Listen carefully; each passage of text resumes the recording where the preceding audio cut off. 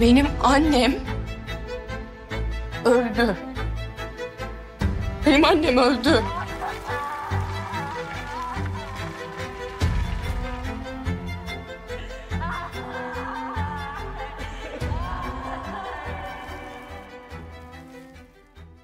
Что будет в новой серии сериала «Елы Чапкины»?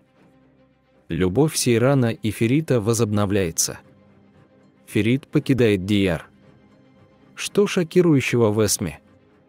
Или Эсме потеряет ребенка?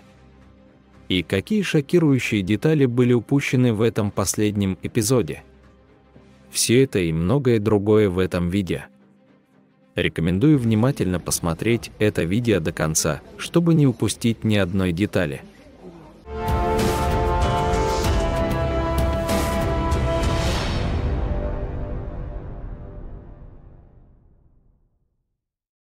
Прежде чем приступить к нашему видео, те, кто хочет, чтобы любовь Сейрана и Ферита началась, не должны забыть поставить лайк нашему видео, чтобы мы могли узнать свой номер. Прежде всего, Халис Ага наконец-то заставил свою Агу высказаться и не позволил Сейрану уйти. Это действительно заставило почувствовать вес Халиса Аги. Халис Ага не хотел, чтобы Ферит допустил такие ошибки, как он когда-то. Потому что в то время Халис Ага не мог сказать Хаттучу «стоп», и они воссоединились, долго сожалея об этом.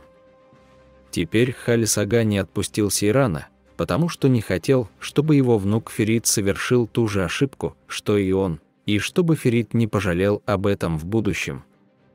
Таким образом, мы увидели, что Сейфер еще не закончил. Теперь, после этих недавних событий, Дияр претерпит совершенно иные изменения, чтобы повернуть ситуацию в свою пользу. Тем более в нашем предыдущем видео я говорил, что мы сейчас увидим настоящее лицо Дияра.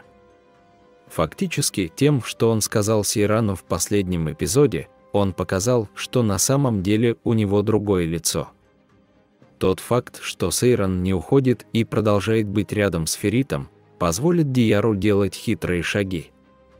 В этот момент мы даже сказали, что Дияр мог бы сотрудничать с Синаном. Новые подробности по этой теме мы начнем видеть в новом разделе.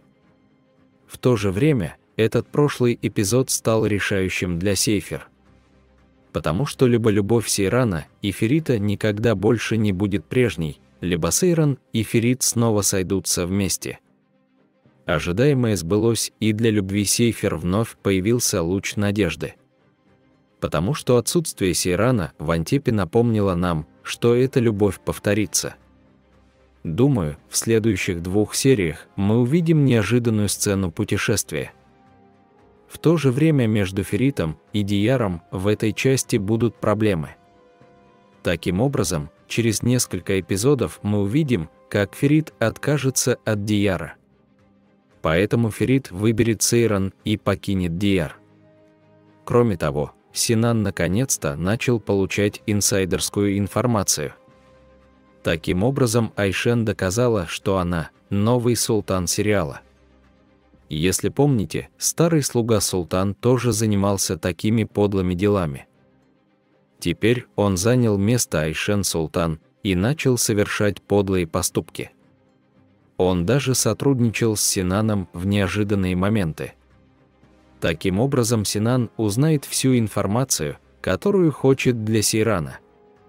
Что касается Синана, то на данный момент его захвата нет. Потому что любовь Сейрана и Ферита еще не началась. Однако спустя несколько эпизодов этого романа Синан сделает новый шаг. В этой части Синан может заманить Сейран в ловушку и похитить ее, получив инсайдерскую информацию.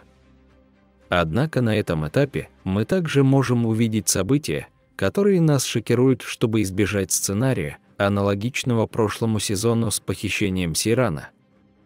Особенно мне кажется, что с Эсме в этой части что-то случится. Во время этих событий нерожденный ребенок Эсме может пострадать, и Эсме может потерять ребенка. Тогда из-за боли ребенка она может навредить себе. На самом деле, я думаю, что такой сценарий был бы более точным, Хотя Синан хочет похитить Сейрана, он может случайно причинить вред Эсме. Итак, Эсме доставили в больницу. Затем его отправляют в операцию, и можно сказать, что его состояние опасное. Впоследствии, несмотря на все вмешательства, ребенок Эсме и даже сама Эсме могут умереть. Подобный сценарий можно считать преждевременным, поскольку сезон только начался.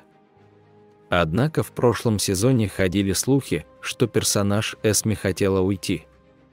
Если вы помните, у Эсме даже был рак, и хотя никто этого не заметил, ее состояние было довольно серьезным.